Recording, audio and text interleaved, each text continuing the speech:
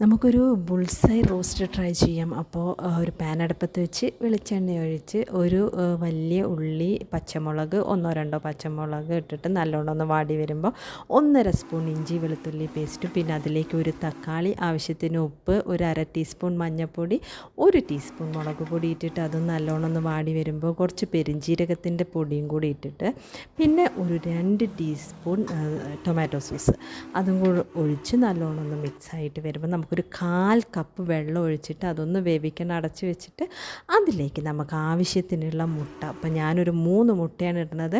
3 മുട്ട അതിലേക്ക് പൊട്ടിച്ചൊഴിച്ചിട്ട് കുറച്ച് നേരം ഒന്ന് അടച്ച് വെച്ച് വേവിക്കുമ്പോഴേക്കും അതിൻ്റെ മേലെയൊക്കെ നല്ലോണം ഉറച്ചിട്ടുണ്ടാവും.